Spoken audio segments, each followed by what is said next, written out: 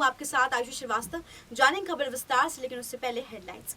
DDC चुनाव का जिक्र कर बोले मोदी, मुझे लोकतंत्र सिखाने वाली नहीं करा पाए पौंडुचेरी में इलेक्शन। किसान आंदोलन पर बोले राहुल गांधी, कड़कड़ गूंज रहा है, सरकार को सुनना होगा। कृषि कानूनों पर बढ़ी टकरार, प्रकाश जावड़ेकर ने राहुल गांधी को दी खुली बहस की चुनौती। एमपी में भी आया लव जिहाद के खिलाफ कानून, शिवराज सरकार ने दी मंजूरी। असम में वापसी को लेकर आश्वस्त है बीजेपी, अमित शाह का है मिशन असम। अमित शाह के दौरे से पहले असम कांग्रेस में खलबली, एमएलए अजंता नियोग को पार्टी से निकाला। उजड़े हुए गांव की जिम्मेदारी राहुल गांधी पर, कांग्रेस और विपक्ष पर शिवसेना, यूपी को बताया एनजीओ। लव जिहाद के नए कानून पर बोले एमपी के गृह मंत्री, शादी कराने वाले मौलवी पुजारी को भी होगी सजा। शिवसेना के संपादकीय में विपक्ष पर हमला, यूपीए का नेतृत्व शरद पवार को सौंपने की वकालत। अरुणाचल प्रदेश में सियासी ट्विस्ट, नीतीश कुमार की जेडीयू के 6 विधायक बीजेपी में शामिल। अब खबरें विस्तार से। जम्मू कश्मीर को प्रधानमंत्री नरेंद्र मोदी ने शनिवार को बड़ी सौगात दी। पीएम मोदी ने जम्मू कश्मीर में केंद्र सरकार की आयुष्मान भारत योजना लॉन्च की।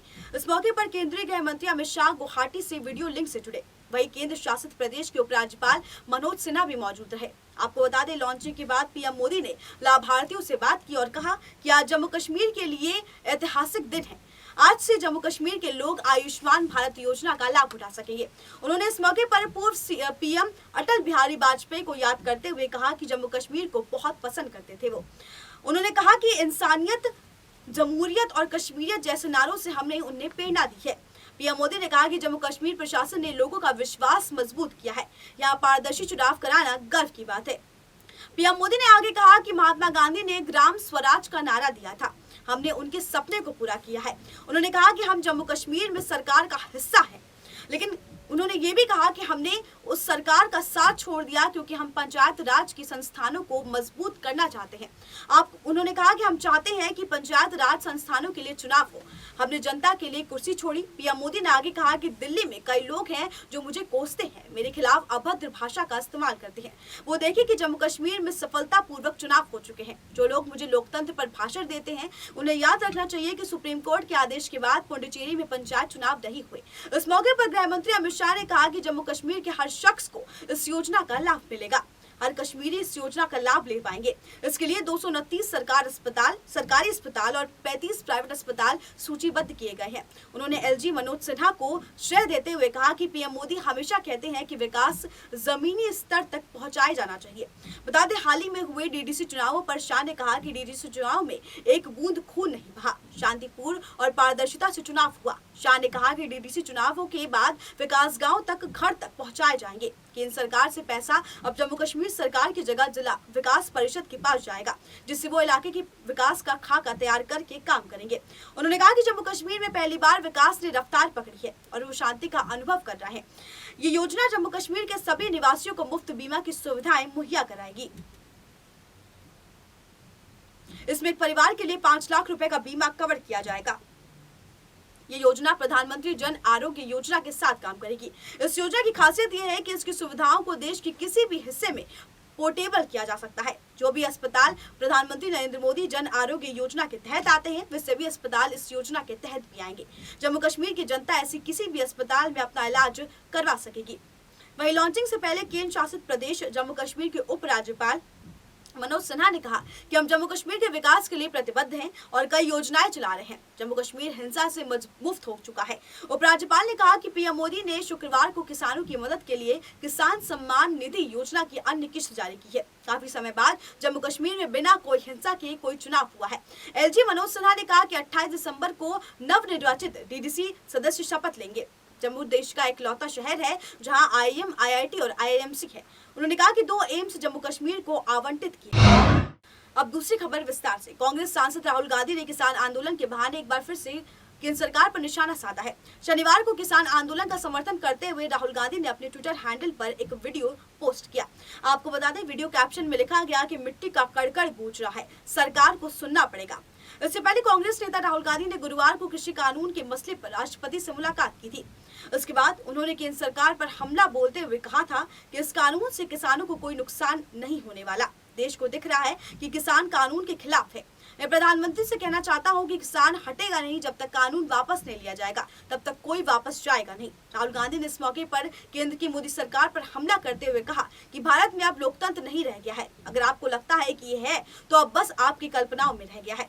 राहुल गांधी ने प्रधानमंत्री नरेंद्र मोदी पर हमला करते हुए कहा कि भारत में अब लोकतंत्र नहीं रह गया है और वो पूरी तरीके से खत्म हो गया है। उन्हें आतंकवादी बता दिया जाता है, चाहे वो संघ प्रमुख मोहन भागवती क्यों न हो। राहुल ने कहा कि पीएम मोदी बस क्रोनी पूंजीपतियों के लिए पैसे बना रहे हैं। जो भी उनके खिलाफ खड़े होने की कोशिश करेगा उसे आतंकी बोल दिया जाएगा, चाहे वो किसान हो, मजदूर हो या मोहन भागवती क्यों ना हो। उन्होंने कहा कि कृषि कानूनों के खिलाफ किसानों का प्रदर्शन देश भर में बहस का एक बड़ा विषय बन गया है, क्योंकि कुछ किसान और उनके राजनीतिक आकाओं ने दिल्ली और उसके आसपास आंदोलन छेड़ा है और ये दिखाया है कि अखिल भारतीय आंदोलन और भारत के किसानों के पक्ष में है। लेकिन सभी जगह किसान नए कानूनों से खुश हैं और किसान कल्याण योजनाएं जारी रहेंगी। अब तीसरी खबर विस्तार से। कृषि कानून के विरोध में चल रहे किसान आंदोलन के बीच केंद्रीय पर्यावरण और सूचना मंत्री प्रकाश जावड़ेकर ने पूर्व के कांग्रेस अध्यक्ष राहुल गांधी को बहस की खुली चुनौती दे डाली है। केंद्रीय मंत्री ने कहा कि राहुल गांधी सरकार से कृषि बिल वापस लेने की मांग कर रही है। मैं उन्हें बहस के लिए खुली चुनौती देना चाहता हूं। वो बताएं कि ये कानून किसानों के हित में अच्छा है या बुरा।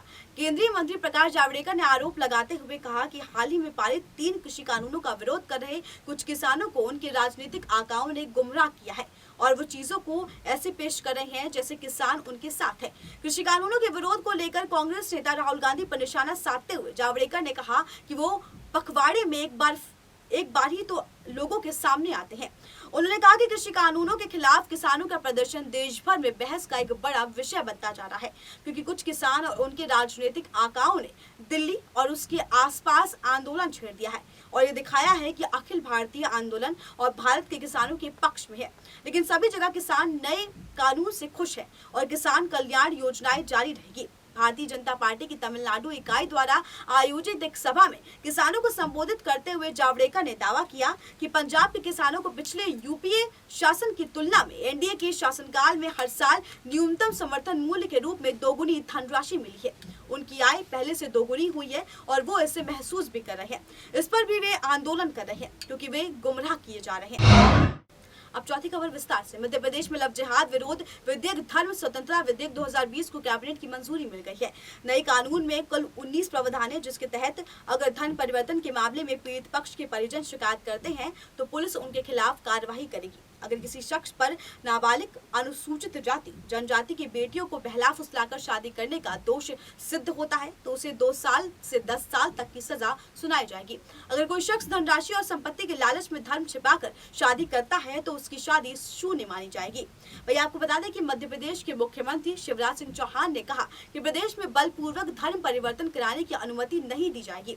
लोभ, लालच, प्रलोभन, धोखा देकर किसी भी प्रकार का धर्म परिवर्तन मध्य प्रदेश में नहीं किया जाएगा। अगर ऐसा किया गया तो प्रस्तावित कानून में 10 साल के लिए सजा होगी और 50,000 रुपए तक का जुर्माने का प्रावधान है।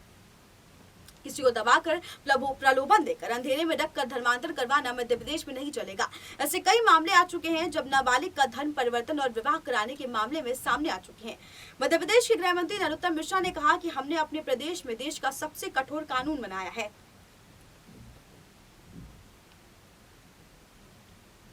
अब इस विधेयक को विधानसभा में लाया जाएगा। 28 दिसंबर से मध्य प्रदेश विधानसभा का सत्र प्रस्तावित होता है। यूपी से इस कानून की तुलना पर नरोत्तम मिश्रा ने कहा कि हम किसी से इसकी तुलना नहीं कर रहे, लेकिन ये देश का सबसे कड़ा कानून है। नरोत्तम मिश्रा ने कहा कि इस तरह की शादी टूटने के बाद संतान को भी संपत्ति का हक मिलेगा, माँ भी गुजारा भत्ते की हकदार होगी। मध्य प्रदेश के गृह मंत्री ने धर्म स्वतंत्रता विधेयक 2020 में जुर्माने की रकम 50,000 रखे जाने से जुड़े सवाल पर कहा कि जुर्माने की रकम इतनी अधिक इसलिए रखी गई है कि डर पैदा हो। नरोत्तम मिश्रा ने कहा कि अगर कोई पंडित या मौलवी किसी मामले में जबरदस्ती शादी करवाने का आरोपी पाया जाता है तो उसके खिलाफ भी सख्त से सख्त कार्रवाई की जाएगी। आपको बता दें, मध्य प्रदेश सरकार का दावा है कि लव जिहाद को रोकने के लिए ये सबसे सख्त कानून बनाया गया है। उत्तर प्रदेश कैबिनेट ने नवंबर महीने में ही लव जिहाद पर अध्यादेश पास किया था। अध्यादेश के मुताबिक धोखे से धर्म बदलवाने पर 10 साल तक की सजा होगी। इसके अलावा धर्म परिवर्तन के लिए जिला अधिकारी को 2 महीने पहले सूचना दी जाएगी। आपको बता दें कि उत्तर प्रदेश सरकार ने ऐलान किया था कि हम लव जिहाद पर नए कानून बनाएंगे ताकि लालच, दबाव, धमकी या झांसा देकर शादी की घटनाओं को पूरी तरीके से रोका जा सके। अब 5वीं खबर विस्तार से। असम में 4 महीने बाद विधानसभा चुनाव होने वाले हैं, लेकिन सत्ताधारी भारतीय जनता पार्टी अभी से ही सत्ता में दोबारा वापसी की नजर में आश्वास दिखाई दे रही है। हालांकि साल भर पहले तक बीजेपी इतनी आश्वास नहीं थी, लेकिन हाल ही में हुए बोडोलैंड क्षेत्रीय परिषद चुनाव के नतीजों के बाद बीजेपी पूरी तरीके से गदगद है। बता दें साल 2015 के मुकाबले चुनाव में बीजेपी एक ही जगह से 9 सीट जीतने में कामयाब रही है। विधानसभा चुनाव से पहले हुए बीडीसी चुनाव को सेमीफाइनल माना जा रहा है। फरवरी 2020 में बोडो शांति समझौते पर हस्ताक्षर किए जाने के बाद ये पहला चुनाव था। वहीं केंद्रीय गृह मंत्री अमित शाह फिलहाल 2 दिनों से के राज्य दौरे पर है। विधानसभा चुनावों से पहले शाह का यह दौरा काफी अहम माना जा रहा है। एक तरफ तो शाह पार्टी कार्यकर्ताओं में आगामी चुनावों को लेकर जोश भरेंगे, तो दूसरी ओर चुनावी तैयारियां और प्रचार अभियान को हरी झंडी देंगे। इससे भी ज्यादा अहम बात यह है कि शाह पड़ोसी राज्य पश्चिम बंगाल की तर्ज पर मुख्य विपक्षी दल में सेंधमारी करने जा रहे हैं। बीजेपी ने असम में जीत के लिए 100 का मिशन रखा है, यानी 126 सदस्यों वाली विधानसभा में 100 सीट जीतने का लक्ष्य रखा गया है। इसके लिए पार्टी ने अपनी पुरानी रणनीतियों में भी फेरबदल किया है। बीजेपी ने साल 2016 का विधानसभा चुनाव बोडोलैंड पीपुल्स फ्रंट और असम गण परिषद के साथ मिलकर चुनाव लड़ा था, लेकिन बीडीसी चुनाव से ऐन पहले बीजेपी ने बोडोलैंड पीपुल्स फ्रंट का साथ छोड़ दिया। साल 2016 के विधानसभा चुनाव में बीजेपी को 60, एजेपी को 14 और बीपीएफ को 12 सीटें मिली थी। अब बीजेपी ने बीपीएफ की जगह छात्र नेता बने प्रमोद बोरो को कट्टरपंथी यूनाइटेड पीपुल्स लिबरल से दोस्ती की है। बीडीसी में बीजेपी ने उसके साथ ही सत्ता कब्जाई थी। बीडीसी के अलावा टीवा ऑटोनोमस काउंसिल चुनावों में भी बीजेपी की 36 में से 33 सीटें जीती। साल 2015 में बीजेपी को मात्र 3 सीटें मिली थी। इन दोनों चुनाव में जीत दर्ज कराने पर के बाद बीजेपी के मंसूबे मजबूत हो चुके हैं। अब छठवीं खबर विस्तार से। असम में अगले साल चुनाव होने वाले हैं। विधानसभा से पहले दल बदल का खेल शुरू हो चुका है। लंबे समय से कांग्रेस विधायक अजंता नियोग के बीजेपी में शामिल होने की अटकलें थी। शुक्रवार को पार्टी ने नियोग को पार्टी से निकाल दिया। उन पर पार्टी विरोधी गतिविधियों में शामिल होने का आरोप भी लगाया गया। बता दें इससे पहले नियोग को मुख्यमंत्री संवाद सोबनवाल और मंत्री हिमंता बिस्वा शर्मा ने मुलाकात के बाद पार्टी के एक अहम पद से हटा दिया है। आपको बता दें अजंता नियोग गोलाघाट से 4 बार विधायक रह चुकी हैं। वो प्रदेश सरकार में मंत्री भी रह चुकी है। शुक्रवार को रात कांग्रेस पार्टी की ओर से जारी एक आदेश के बाद नियोग को गोलाघाट जिला कांग्रेस कमेटी के अध्यक्ष पद से तत्काल प्रभाव से हटा दिया गया। इसके कुछ ही घंटे बाद उन्हें पार्टी से भी निकाल दिया गया। सूत्रों ने बताया कि ऊपरी असम में एक मजबूत नेता के रूप में पहचान रखने वाले नियोग के केंद्रीय गृह मंत्री अमित शाह के राज्य की यात्रा के दौरान 26 या 27 दिसंबर को बीजेपी में शामिल होने की संभावनाएं थी। आपको बता दें नियोग ने गुरुवार को शर्मा के उपस्थिति में सोनेवाल से उनकी आधिकारिक आवास पर एक बैठक की थी। कांग्रेस विधायक ने हालांकि कहा था कि उन्होंने अपने निर्वाचन क्षेत्र से संबंधित मुद्दे पर चर्चा करने के लिए मुख्यमंत्री और बीजेपी के वरिष्ठ नेताओं से मुलाकात की थी। सूत्रों ने बताया कि विधायक नियोग के साथ गोलाघाट विधानसभा की सीट के कई ब्लॉक अध्यक्ष समेत कांग्रेस के लगभग 100 कार्यकर्ता बीजेपी में शामिल हो सकते हैं। बता दें कि असम में अगले साल मार्च अप्रैल में विधानसभा चुनाव होने वाले हैं। मौजूदा 126 सदस्यीय विधानसभा सीटों में बीजेपी 60 विधायकों के साथ सबसे बड़ी मजबूत पार्टी है, जबकि उसके सहयोगी असम गण परिषद और बोडोलैंड पीपल्स फ्रंट के 14 और 12 विधायक है। राज्य में सत्तारूढ़ गठबंधन के लिए एक निर्दलीय विधायक का भी समर्थन हासिल है। कांग्रेस के इस समय 22 विधायक हैं, जबकि all India United democratic front के 14 विधायक हैं। अब 7वीं खबर विस्तार से। महाराष्ट्र की सत्ताधारी पार्टी शिवसेना के मुख्य पद सामना में अपनी सहयोगी पार्टी कांग्रेस और राहुल गांधी पर निशाना साध दिया।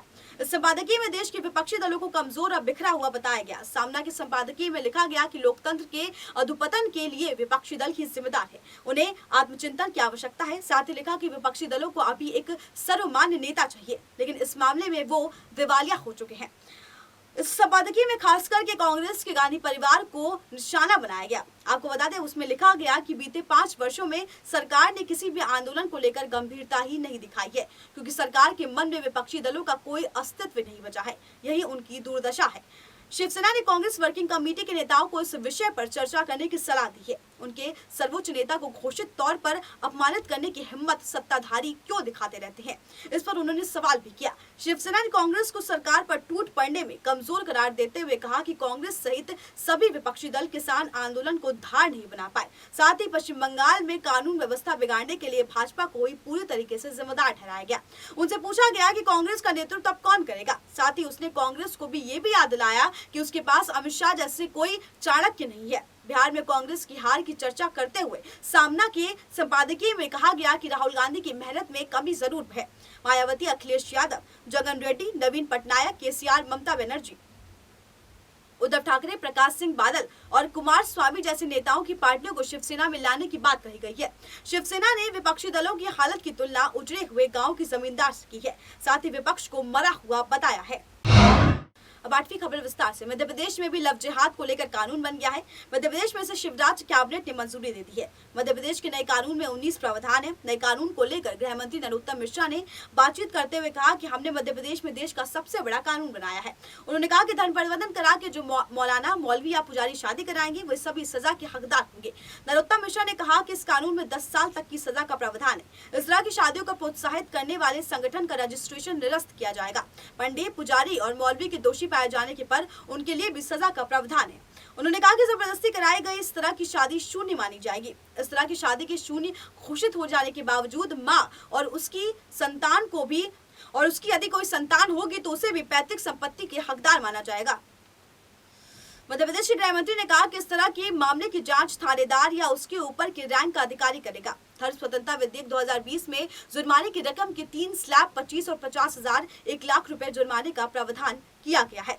वही जुर्माने की रकम इतनी अधिक क्यों है, इस सवाल के जवाब में नरोत्तम मिश्रा ने कहा कि ऐसा इसलिए किया गया है ताकि डर पैदा हो। यूपी के कानून को लेकर पूछे गए सवाल पर उन्होंने कहा कि हम किसी से तुलना नहीं करते, ये देश का सबसे कठोर कानून है। सरकार इस कानून को सख्त से लागू करेगी। नरोत्तम मिश्रा ने कहा कि देश में किसी भी प्रदेश की कोई भी सरकार इस तरह के कानून लाकर आती है तो हम उसका स्वागत करते हैं। उन्होंने कहा कि किसी भी धर्म की लड़की को बहला फुसलाकर धर्म परिवर्तन कराकर शादी कराने वालों के खिलाफ कार्यवाही का प्रावधान है। इस विधेयक के साथ ही धर्म स्वतंत्रता विधेयक 1968 निरस्त माना जाएगा। लव जिहाद को लेकर एक सवाल के जवाब में नरोत्तम मिश्रा ने कहा कि कौन कहता है ये अलग विषय है। कोई भी जो किसी को बहला फुसलाकर जबरदस्ती या नशे की हालत में धर्म परिवर्तन कराकर शादी करेगा वो सजा का हकदार हो जाएगा। बता दें विधानसभा के 28 दिसंबर से शुरू हो रहे सत्र में विधेयक पेश किया जाना है। मध्य प्रदेश की विपक्षी पार्टी कांग्रेस पहले ही इस बिल का विरोध कर चुकी है। क्या विधानसभा ये बिल पास करती है, ये बड़ी बात है। इस सवाल पर मिश्रा ने कहा कि पूरी तैयारी है और 100% पारित होगा। पारित न होने पर सवाल पर उन्होंने कहा कि ये बहुमत की सरकार है, अल्पमत की सरकार नहीं। ये बीजेपी की सरकार है जो किसी के समर्थन में नहीं चल रही। बता दें कि इस कानून में 19 प्रावधान है। अब 9वीं खबर विस्तार से। शिवसेना ने अपने संपादकीय सामना के जरिए इशारों में केंद्रीय विपक्ष पर हमला कर दिया। संपादकीय में परोक्ष रूप से यूपीए का नेतृत्व शरद पवार को सौंपने की वकालत की गई है। इसके अलावा राहुल गांधी के नेतृत्व क्षमता पर भी सवाल उठाए गए। शिवसेना का कहना है कि जब तक यूपीए में सारे बीजेपी विरोधी शामिल नहीं होते तब तक विपक्षी दल मोदी के सामने बेअसर रहेगी।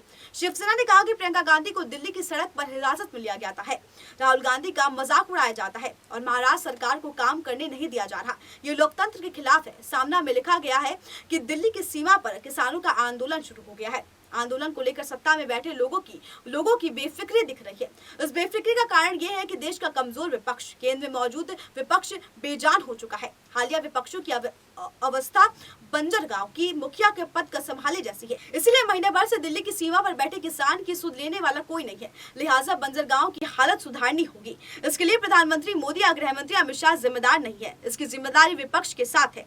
सामना में आगे सीधे कांग्रेस का नाम लिए बिना ही कहा गया कि कांग्रेस के नेतृत्व में यूपीए नाम का एक राजनीतिक संगठन है। इस यूपीए की व्यवस्था फिलहाल एक एनजीओ की तरह नजर आती है। यूपीए में शामिल पार्टियां किसानों के आंदोलन को गंभीरता से लेते हुए नहीं दिखाई दे रही है। यूपीए में शामिल एनसीपी के अलावा दूसरी पार्टियां किसानों के इस मुद्दे पर आक्रामक होती नहीं दिखाई दे रही है। सामना में शिवसेना ने कहा कि एनसीपी प्रमुख शरद पवार का राष्ट्रीय स्तर पर एक अलग ही व्यक्तित्व है। उनके अनुभव का फायदा प्रधानमंत्री से लेकर दूसरी पार्टियां भी ले सकती है।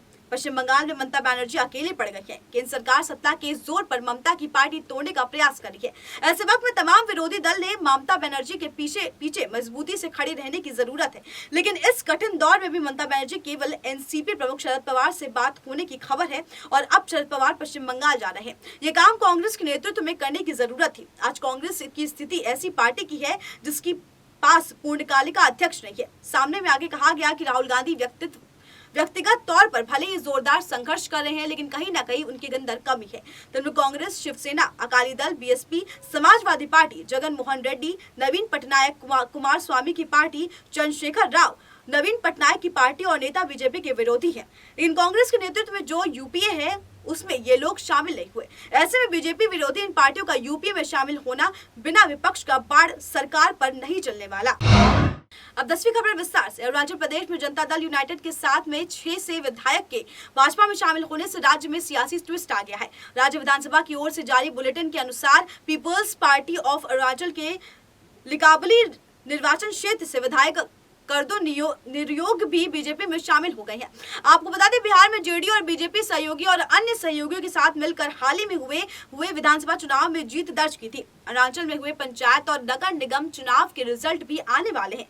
ऐसे में ये उलटफेर बेहद अहम माना जा रहा है। और नवनिर्वाचित के कांगागोंग टाकू भाजपा में शामिल हो चुके हैं। जेडीयू ने 26 नवंबर को सियोजंग, खरमा और ताकू को पार्टी विरोधी गतिविधियों के लिए कारण बताओ नोटिस भी जारी किया था। उन्हें निलंबित कर दिया गया था। इन जेडीयू के 6 विधायकों ने इससे पहले पार्टी के वरिष्ठ सदस्यों को कथित तौर पर बताए बिना तालीम तबों को विधायक दल का नया नेता चुन लिया था।